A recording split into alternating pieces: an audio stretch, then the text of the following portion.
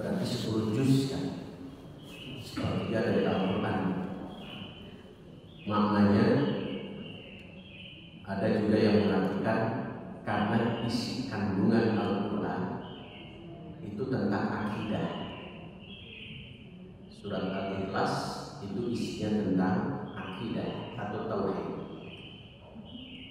Makanya ada juga nama lain dari Al-Ikhlas adalah At-Tauhid, yang artinya mengesahkan Allah.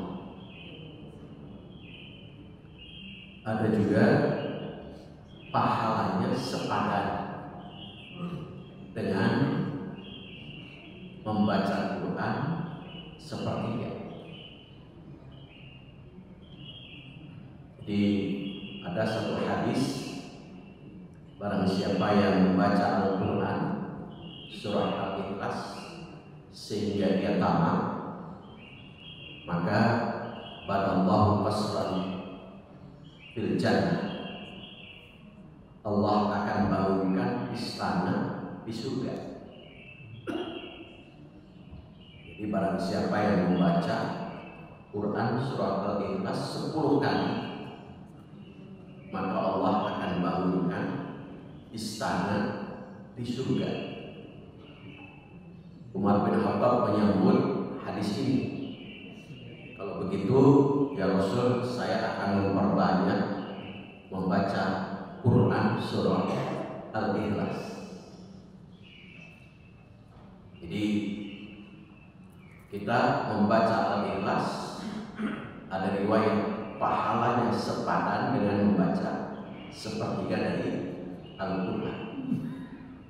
Ada juga bukan pahalanya, tetapi sama dengan isi Quran itu adalah salah satunya akidah. Sepertiga dari isi Quran adalah tentang akidah atau tentang tauhid. Itu keutamaan surah Al-Ikhlas. Yang kedua, asbabun nuzul, asal usul turun ayat itu, yaitu Quran surah Al-Ikhlas. Pada saat dulu ada orang kafir Quraisy, Walid bin Mughirah dan lain sebagainya, datang kepada baginda Rasulullah SAW. Tiba-tiba yang meminta kepada baginda Rasul, unsub lana ya Rasul, tolong jelaskan, ceritakan kepada saya, kepada kami tentang asal usul keturunan Allah. Jadi meminta asal usul keturunan Tuhan. Saat itu mereka tidak menyebut Allah, tetapi Tuhan, karena memang ayat pertama, kedua, ketiga, keempat, dan seterusnya kurang lebih ada 10 ayat yang turun itu Al-Quran menjelaskan tidak dengan lafaz Allah, tetapi dengan lafaz Rabbun. Iqra bismi rabbik, ya ayyuhal mudassir qum fa'anzir wa rabbaka fakabbir. Jadi dengan Rabbun. Maka kemudian karena Walid bin Mughirah dengan CS-nya ini meminta penjelasan tentang keturunan, tentang bentuk Tuhanmu itu bagaimana, maka Allah turunkan Quran surah Al-Ikhlas. Itu asbabun nuzul. Jadi meminta dirinci secara jelas keturunan, sifat dan bentuk Tuhan. Allah jawab, qul huwallahu ahad, Allahus samad, lam yalid wa lam yulad wa lam yakul lahu kufuwan ahad. Itu asbabun nuzul. Yang ketiga, kenapa dinamakan Quran surah Al-Ikhlas? Al-Ikhlas itu menurut bahasa artinya adalah bersih, murni, jernih, ikhlas, bersih, murni, jernih. Jadi kalau dalam bahasa ikhlas, ikhlas itu tempatnya dalam diri kita ada pada pintu keempat hati manusia. Jadi kalau Bapak Ibu akan menuju ikhlas, harus melewati pintu 1, 2, 3 baru masuk. Pintu yang pertama ini disebut dengan murni, jernih, bersih. Pintu yang pertama yang disebut dengan sadrun. Ketika seseorang berada pada pintu pertama, sifatnya masih alladzi yuwaswisu fi sudurin nas. Masih beberapa penyakit hati nampak. Sombong, angkuh, iri, dengki, macam-macam. Jadi kalau orang masih nampak penyakit hatinya, maka berarti masih berada di pintu hati yang pertama yang disebut sadr. Makanya al-ikhlas itu makna istilahnya mengeluarkan kotoran-kotoran kecuali substansi yang akan dituju, yaitu Allah. Kotoran-kotoran lagi. Ke dalam bab fikih, ketika Bapak Ibu akan sholat, supaya ikhlas itu ada bersih lahiriah, ada bersih batiniah. Bersih lahiriah itu dibersihkan dengan bab thaharah, yaitu wudu, mandi. Pengganti dari keduanya adalah tayamum. Itu lahir. Setelah Bapak Ibu bersih lahir, menghadap ke kiblat dengan mengucap 2 kalimat syahadat, ditambah doa, Allahumma ja'alni minat tawwabin wa ja'alni minal mutatahhirin wa ja'alni min ibadikas sholihin. Artinya, ya Allah, setelah saya bersih lahir, bisa jadi dengan mandi, wudu, atau pengganti dari itu adalah tayamum. Jadikan saya ini tawwabi, orang yang mau memperbaiki diri, supaya mutatahhirin, saya bersih lahir, bersih batin, karena akan menghadap kepada Allah. Bersih lahir, bersih batin. Sehingga kalau orang itu, saya ini sudah termasuk bersih lahir, bersih batin, min ibadikas sholihin, maka saya pantas disebut hamba-Mu yang saleh. Makanya sadrun, ketika orang berada pada sadrun, penyakit sombong, angkuh, iri, dengki, riya, ujub, sum'ah, syahna, dongkol, benci, kesal, dendam, di sini penyakit. Kemudian dibuka pintu hati kita menuju pintu hati yang kedua. Dibukanya dengan amal soleh, baik amal soleh hubungan dengan Allah maupun hubungan dengan sesama manusia. Maka masuklah pintu hati kedua yang disebut dengan qalbun. Qalbun itu artinya masih bolak-balik, kadang semangat, kadang kendor, kadang rajin, kadang malas, kadang eling, kadang edan.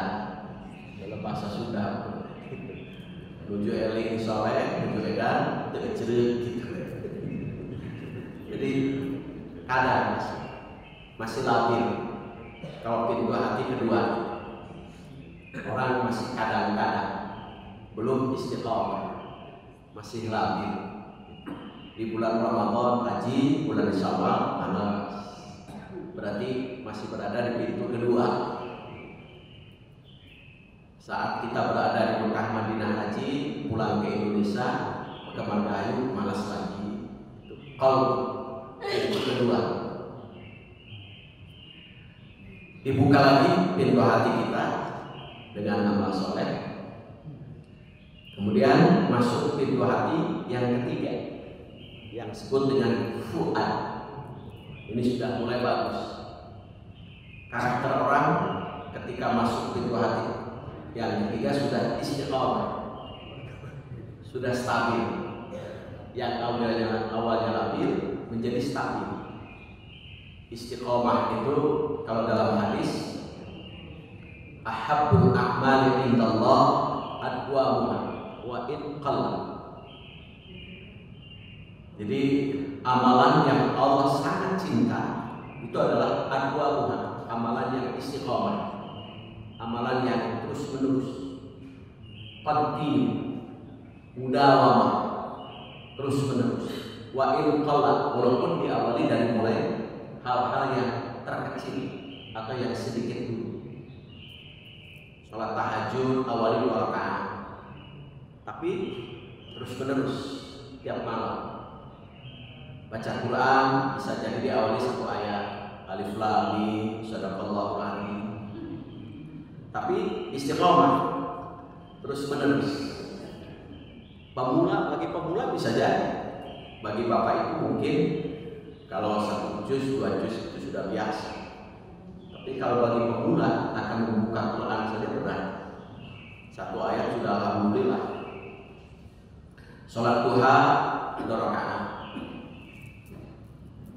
Bisa jadi kalau dalam Al-Quran surah Fatir ayat 32, di manusia itu dibagi 3. Summa awrasnal kitaba min ibadina alladzina istafainahu min ibadina.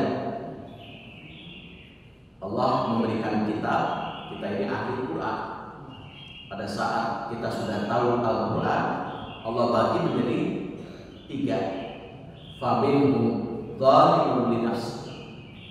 Ada orang yang senantiasa baca Quran, tahu, memahami, tetapi dia tidak pernah lepas dari dosa juga.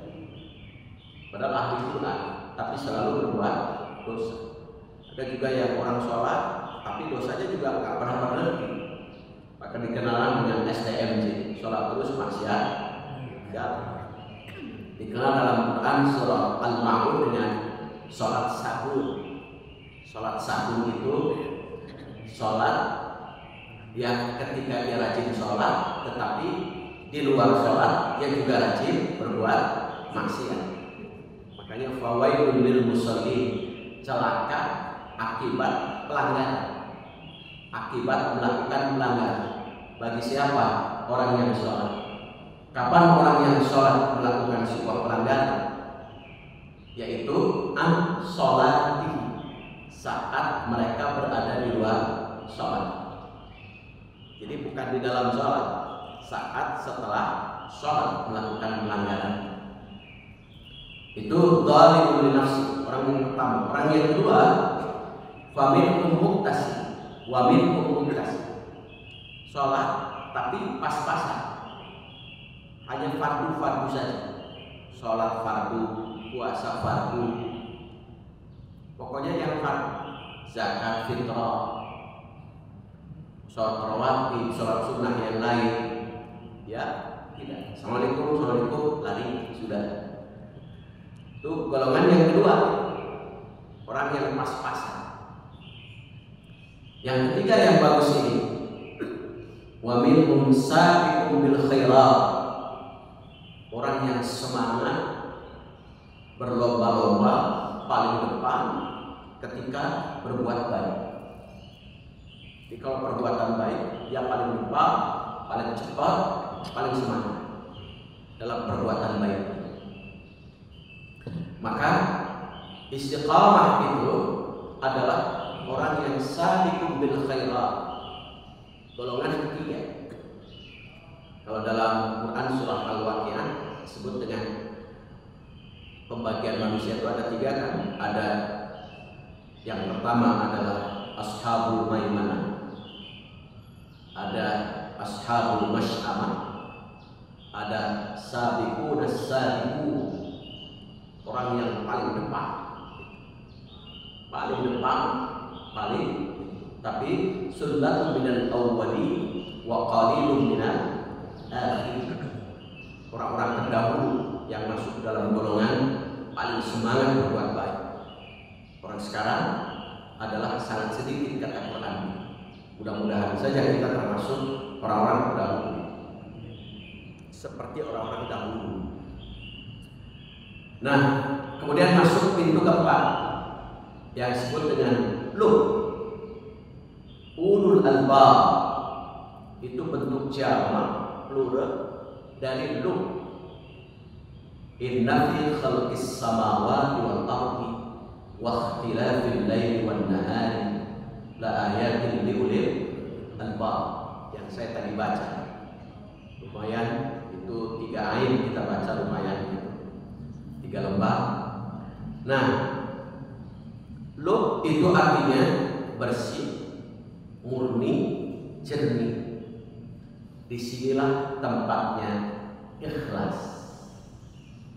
Makanya surat Al-Ikhlas itu surat yang menurut bahasa bersih, murni, jernih.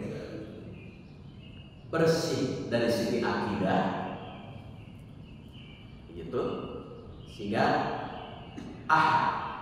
esa. Kalau kita bilang 1, pasti akan ada gambaran, ada bilangan kedua, ketiga.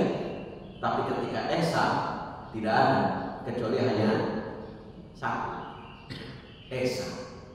Esa dalam zat, esa dalam sifat, itu esa 1. Iyyaka na'budu wa iyyaka nasta'in, hanya. Maka dalam bahasa Arab itu, kalau biasanya orang nulis itu mendahulukan subjek, predikat, kemudian baru objek. Kalau menurut bahasa kita Indonesia, subjek, kata kerja, objek. Atau menurut bahasa Arab, fi'il, fa'il, maf'ul. Kalau dalam ayat iyyaka na'budu wa iyyaka nasta'in, yang jika kita bentuk dengan subjek, predikat, objek, na'budu iyyaka wa nasta'inu iyyaka. Tapi ayat itu tidak bunyi seperti itu. Ayat itu mendahulukan maf'ul, mendahulukan objek. Iyyaka na'budu wa iyyaka nasta'in. Maka ketika Bapak Ibu membaca iyyaka wa iyyaka na'budu nasta'inu, berarti Allah tidak sedikit pun memberikan celah, lubang kepada makhluknya untuk menyembah selain Dia. Itu makna al-ikhlas itu di sini, pemurnian. Allah tidak sedikit memberikan celah, lubang, kesempatan kepada makhluknya untuk menyembah selain Allah. Sehingga lahir kalimat tauhid, la ma'buda illallah. Tidak ada yang disembah kecuali Allah. La maqsuda illallah. Tidak ada yang dituju kecuali Allah. La maqluba illallah. Tidak ada yang dipinta kecuali kepada Allah. Tertuju pada Allah berarti kita sudah ikhlas, artinya mengeluarkan kotoran-kotoran kecuali kepada substansi, yaitu hanya Allah. Itulah ikhlas. Maka murni, bersih, dan jernih, itu makna ikhlas. Itu dari segi tauhid. Yang kedua dari segi ibadah, murni, bersih, jernih dari segi ibadah. Iyyaka na'budu, hanya kepadamu kami menyembah. Ada tauhid uluhiyah. Kalau tadi adalah kemurnian dari segi akidah, ada tauhid rububiyah.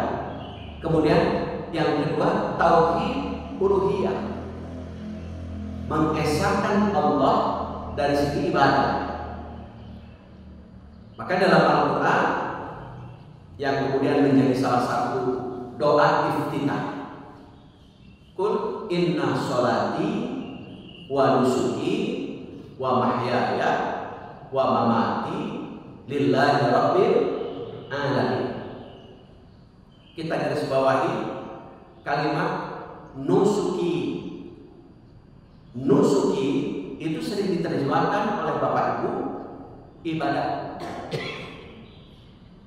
Artinya nusuk dalam bahasa asal maknanya adalah membakar perak sehingga keluarlah seluruh kotoran-kotorannya.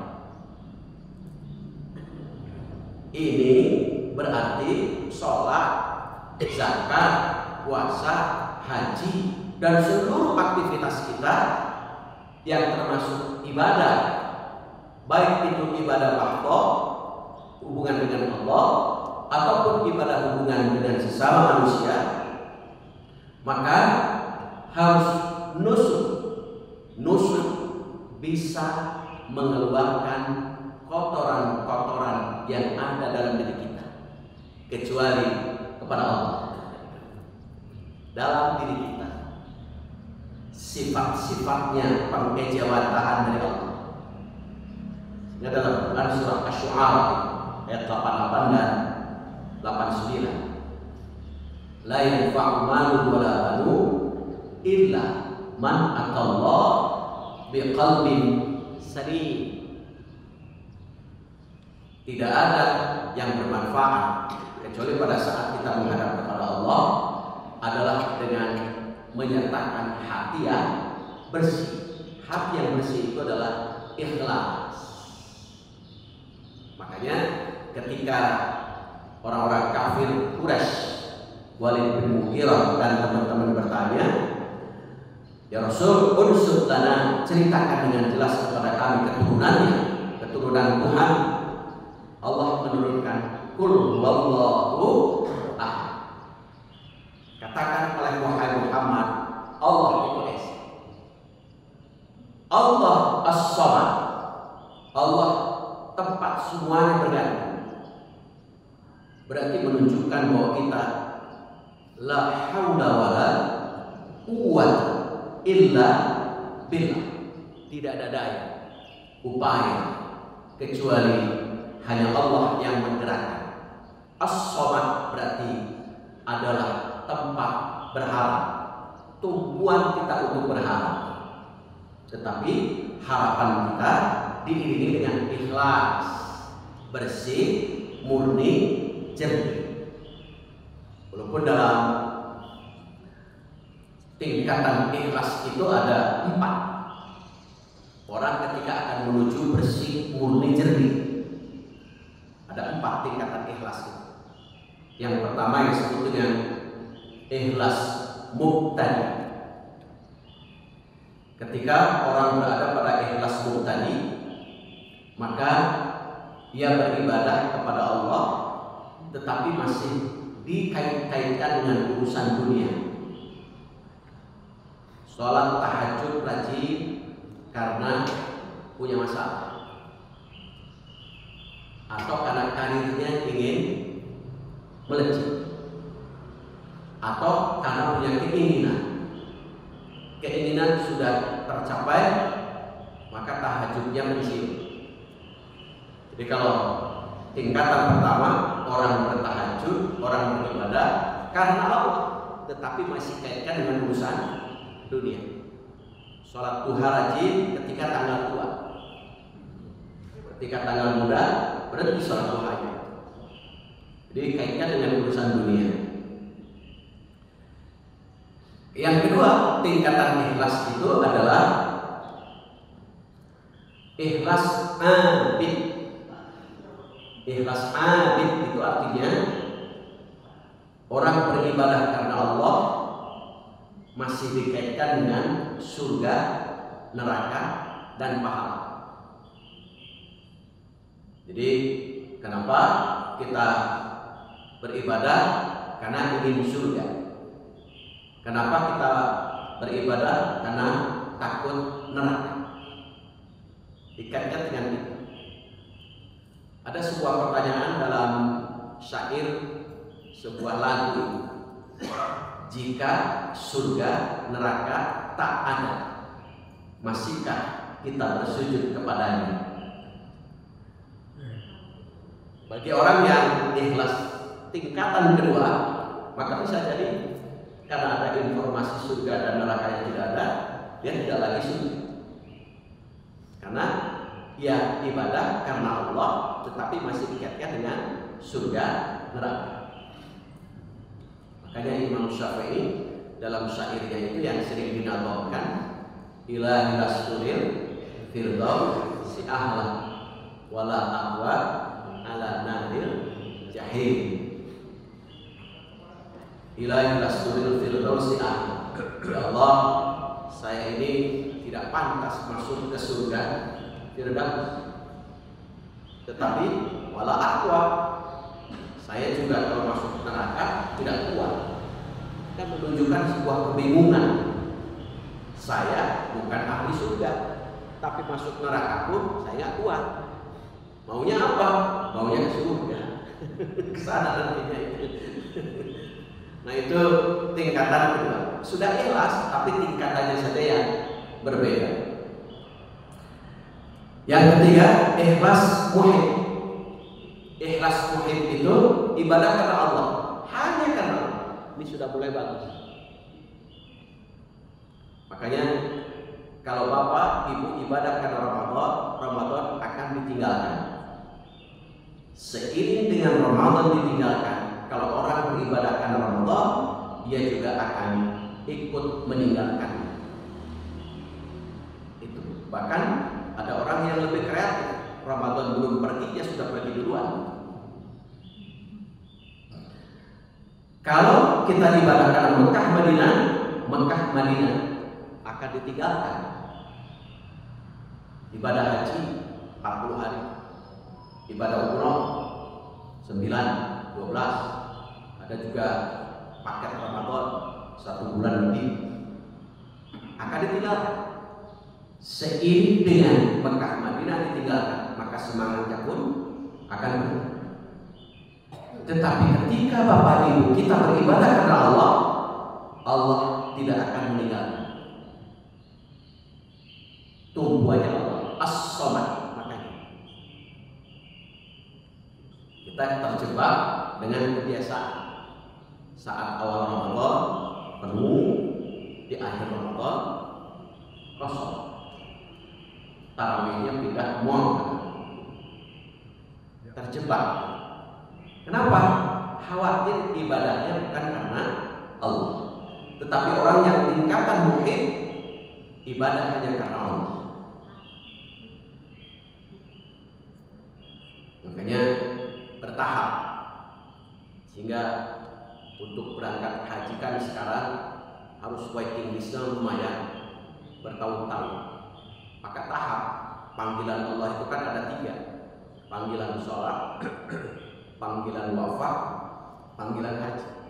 Ya minimal kalau panggilan wafat malaikatul maut belum datang, kita penuhi panggilan sholat dulu. Jika kita tidak bisa berkunjung ke Masjidil Haram, Masjid Nabawi, maka kunjungilah masjid-masjid, musola, langgar-langgar yang terdekat. Sama, di sini udah dapat pahala haji dan umroh. Contoh, kita setelah sholat subuh duduk dikirnya dikir mutlak, kita majelis dikir sekarang ini itu belajar sampai subuh. Kita sholat 2 rakaat, maka dapat pahala haji dan umroh sempurna. Bapak Ibu berangkat dari rumah menuju masjid dalam keadaan punya wudu, suci, kemudian sholat 2 rakaat, tahiyatul masjid, dapat pahala haji dan umrah. Jadi dapat pahala haji dan umrah itu di sini juga bisa. Hanya memang untuk pergi menunaikan ibadah haji dan umrah harus bisa. Jadi tidak bisa walaupun tawafnya melebihi 7 kali di Pasar Baru, itu tidak bisa. Walaupun berapa lantai tawafnya, tidak bisa. Itu namanya kalau istilah Sunda mah haji kahfi kamakah cantik. Jadi kalau ibadah haji itu harus di sana. Tetapi untuk mendapatkan pahala haji dan umrah bisa di sini. Itu kejar itu. Kalau kita belum bisa untuk ke sana. Jadi bertahap. Panggilan Allah itu 3, panggilan haji, panggilan sholat, panggilan kematian. Kalau panggilan kematian kan itu hak mutlak Allah. Nah kemudian tingkatan yang terakhir ini yang hebat, ikhlas arif. Ikhlas arif itu orang ibadah karena Allah sudah ridho dan ingin mendapat keridhaan. Allah memberi nikmat, ridho. Allah memberi musibah, ridho. Apapun yang Allah beri, dia sudah ridho. Berat ini. Kalau kita kan ketika Allah memberi nikmat baru senang kan? Kalau Allah musibah tidak senang. Kalau orang sahabat dulu ketika Allah tidak menguji dengan kesulitan, maka seperti ungkapan Umar bin Khattab, jangan-jangan Allah meninggalkan saya karena sudah lama tidak diuji di saya. Jadi menanti ujian. Kalau kita inginnya diuji dengan kenikmatan terus, jadi ridho. Kalau dengan kesulitan kadang-kadang kita tidak ridho. Orang yang tingkatan arif, ya ridho. Makanya walanabluwannakum bisyai'in minal khawfi wal ju' wa naqsin minal amwal wal anfus, itu kan, was samarat wa basyiris, kabar gembira. Alladzina idza asabathum musibah qalu inna lillahi wa inna ilaihi raji'un. Ketika diuji pahalanya luar biasa. Apa pahalanya? Ulaika alaihim salawatun min rabbihim, ampunan Allah. Itu. Wa ulaika humul muhtadun, dan kemudian Allah memberikan hidayah. Kayak ada seorang sufi itu, dia ketika diberi sakit malah mengucap kalimat hamdalah 3 kali. Alhamdulillah, alhamdulillah. Ketika seorang muridnya bertanya, kenapa engkau ketika sakit kok sih kalimat hamdalah bukan innalillah? Apa jawabannya? Hamdalah yang pertama adalah ketika saya diberi musibah, Allah masih membimbing mulut saya, lidah saya dengan mengucap kalimat istirja, inna lillahi wa inna ilaihi raji'un. Di luar sana ketika Allah uji hanya ujian sedikit, ketika saat jalan tiba-tiba ada batu meletup anjli, mereka tidak hafal innalillah, tetapi mulutnya bisa jadi belum dapat hidayah. Yang kedua, kenapa saya mengucap hamdalah? Karena musibah yang Allah beri itu belum seberapa, baru sekian persen.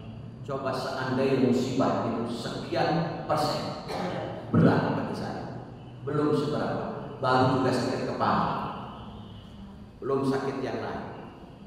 Yang ketiga, alhamdulillahirabbil alamin, musibah itu diberi. Kenapa? Alhamdulillah, musibah itu di dunia sehingga saya sempat untuk tobat. Coba kalau sudah musibah itu diberikan di hadapan api neraka, tidak ada tempat waktu untuk tobat.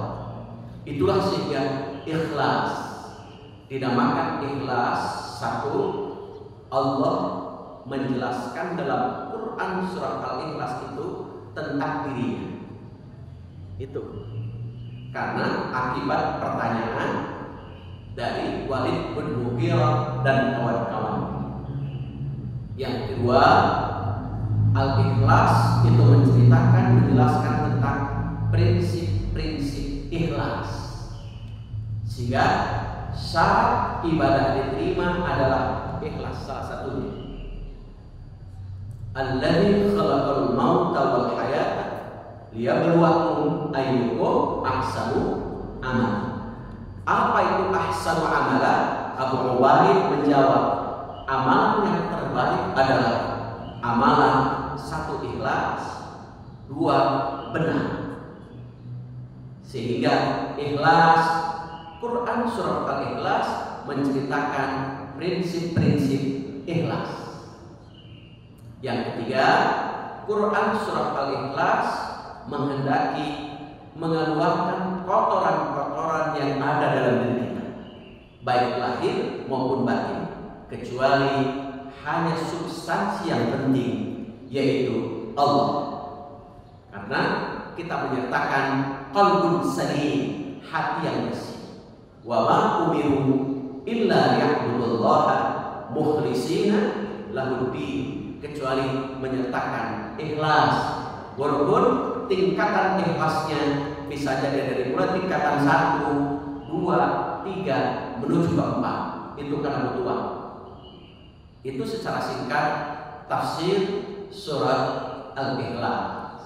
Mangga kalau ada sesuatu yang disampaikan.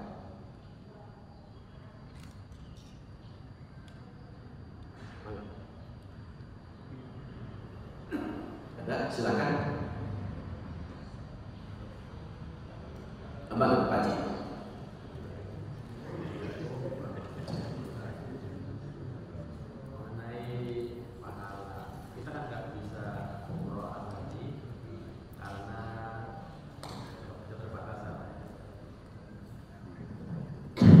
Dijelaskan mengenai umroh dan haji itu pahalanya bisa didapat di sini. Nah, jadi arti pahala dengan kita secara fisik ke sana itu lebih besar mana? Betul. Kita berkunjung ke sana, betul, pahala lebih besar. Tetapi untuk pergi ke sana itu adalah butuh manis taqwa, butuh kemampuan, mampu dari segi ekonomi. Bisa jadi sekarang banyak orang yang mampu. Salah satu tandanya adalah masa punggungnya begitu lama, jadi orang sudah banyak yang daftar. Mampu dari segi ekonomi. Yang kedua, mampu dari segi fisik. Yang ketiga sekarang, mampu dari segi waktu. Karena waktu kita lama, maka kita bertahap. Jangan sampai kesana juga tidak, pahala haji dan umrah pun kita tidak kejar. Jadi dalam bahasa Sundama ada kalimat peperikeun. Peperikeun di bahasa Indonesianya namanya peperikeun, kan itu teu gitu. Nah, sih bahasa Indonesianya daripada kita tidak bisa ke sana, mulai bertahap. Kejarlah pahala haji dan umroh di sini. Itu kesana enggak, di sini juga enggak. Aduh, makanya makna saya itu, kalaulah kita tidak bisa berkunjung ke masjid, dua masjid itu, maka kunjungilah masjid-masjid terdekat. Kalaulah kita tidak bisa tawaf di depan Ka'bah, tawaflah di sekeliling keluarga kita, silaturahim. Kalaulah kita tidak sahilah dari kita. Sahih itu artinya usaha. Mulai dari sofa, niat bersih, cara bersih, tujuan bersih, hasilnya marwah, mulia. Itu. Kalaulah kita tidak bisa wukuf, maka koreksi diri sendiri, muhasabah. Ada seorang santri sudah diwisuda, kemudian dapat ijazah. Orang lain santrinya pulang karena sudah lulus. Ini satu santri nggak mau pulang, minta izin kepada gurunya. Kiai, saya minta izin. Izin apa? Saya nggak mau pulang. Kenapa? Kan dia akan pulang. Iya Pak Kiai, saya minta sudah dapat ijazah kertas, tetapi saya ingin dapat ijazah ilmu dari Pak Kiai. Oh gitu, baik. Tunggu 3 hari ya. Kau 3 hari siap untuk diuji? Siap. Ujiannya apa Pak Kiai? Kau pergi dalam salah satu kampung, temui 3 kampung minimal dalam 3 hari. Cari orang yang paling hina. Baik Pak Kiai. 1 hari Pak subuh berangkat. Dia bergaul kecimpung dengan kamu. Cari orang yang paling hina, kata Pak Kiai. Ketemulah menjelang maghrib dengan pemabuk. Ini orang yang paling hina. Dia orang lain pergi ke masjid menunaikan sholat maghrib, dia kok si mabuk, berbusa. Tetapi pada saat menjelang tidur diskusi. Oh tidak, bisa jadi karena dia belum sampai dapat hidayah. 5 menit setelah mabuk dia dapat hidayah, tobat, seluruh dosa ampun. Bukan, saya yang paling hina. Besok lagi datang, menemui lagi menjelang maghrib wanita yang nakal. Ini wanita berpakaian yogengsi, menunggu laki-laki hidung belang. Ini barangkali yang paling hina. Menjelang tidur lagi diskusi, apakah dia atau saya? Kata dalam hatinya adalah bukan. Dia bisa jadi agamanya belum sampai. Kalau agama sudah sampai, dia dapat hidayah, tobat, dosanya diampuni, mulia. Hari terakhir mendapatkan kucing yang mati dikerumuni lalat. Ini barangkali hewan yang hina. Diskusi lagi, oh bukan. Ternyata kucing tidak mempertanggungjawabkan perbuatan. Hari keempat menghadap ke Kiai dengan menangis. Gimana? Sudah saya berkunjung ke 3 kampung. Sudah dapat orang yang paling hina? Sudah Pak Kiai. Siapa? Saya. Kenapa? Kamu. Betul, di kampung pertama saya menemukan pemuda yang malu, tapi dapat hidayah, bisa jadi dia taubat, dosanya diampuni.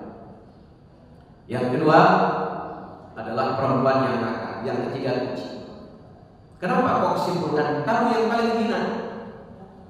Saya yang paling hina. Saya terkadang lebih pandai menilai orang dengan ilmu saya, tapi tidak pandai menilai diri sendiri. Kata santri, itulah makna wukuf. Pandai untuk menilai diri sendiri. Jadi kita haji bisa jadi haji tapi masih pandai menilai orang, padahal sudah wukuf, tapi tidak pandai menilai. Kemudian kalau kita tidak bisa ke Mina, Muzdalifah, mabit, maka tunaikan sholat tahajud. Mabit di rumah masing-masing atau di masjid masing-masing untuk tahajud. Kalau kita tidak bisa ke Mina untuk lempar jumroh, lempar perbuatan syaitan. Dengan sampai kita melempar jumroh di sana 1 kali, 2 kali, 3 kali batunya ada tulisan sesama setan jangan saling melempar. Bukan bahaya. Sehingga setan pernah suatu hari di dalam anekdot, bukan riwayat hadis, bukan Quran, anekdot, setan sekali-kali minta pensiun kepada Allah. Ya Allah, saya minta pensiun dini. Kenapa kau minta pensiun dini? Padahal kamu dulu bersikeras meminta untuk ditunda karena ingin menggoda manusia. Tapi kenapa kau ingin pensiun dini dari tugasmu menggoda manusia? Kenapa? Kata setan, ya Allah, sekarang perbuatan manusia sudah melebihi saya. Kata setan. Maka itulah haji. Ini ada sebuah cerita, Pak. Abdullah bin Ubay itu dia sudah mengumpulkan uang untuk pergi haji 30 tahun. Persis kalau sekarang tidak mengumpulkan uang, uangnya sudah ada, tetapi banyak orang yang daftar. Kalau sekarang ini betul-betul tidak punya, kumpulkan. pada saat waktunya akan berangkat sudah 30 tahun, sudah 30 tahun, Abdullah bin Mubarak menemukan seorang nenek tua yang memakai bangkai, memakan bangkai, daging bangkai. Kata Abdullah bin Mubarak, "Nek, itu haram karena sudah bangkai." Lalu nenek ini menjawab, "Untuk Tuhan haram, untuk saya tidak." Kenapa? Kalau saya tidak memakan ini, keluarga saya kelaparan. Pulang Abdullah bin Mubarak diskusi dalam diri, saya kalau berikan uang ini saya tidak pergi haji, tapi kalau saya tidak berikan, maka nenek itu akan lalu memakan sesuatu yang haram, itu bangkai menjijikkan. Diskusi, berangkat atau diberikan uang, terus disimpulkan, udah saya akan berikan uang hasil nabung 30 tahun itu kepada nenek tua. Diberikanlah uang 30 tahun itu. Kemudian saat sudah diberikan, Abdullah bin Mubarak mengatakan, "Nek, detik ini saat ini haram daging bangkai ini untuk nenek ini uang." Luar biasa. Ketika saat orang sudah menunaikan ibadah haji, ada seseorang bertanya kepada baginda Rasul, "Ya Rasul, siapa yang mendapatkan haji mabrur?" Abdullah bin Mubarak. Padahal Abdullah bin Mubarak tidak berangkat haji, tapi mendapatkan gelar haji mabrur. Luar biasa. Kemakburan itu ternyata bisa didapat di kita. Kalau menunaikan haji itu bisa, harus bisa kan, tetapi mendapatkan pahala mabrur itu bisa didapat di kita. Jadi kemakburan itu memang di kita, bukan di sana. Itu saya kira itu, Pak. Ada lagi? Mana?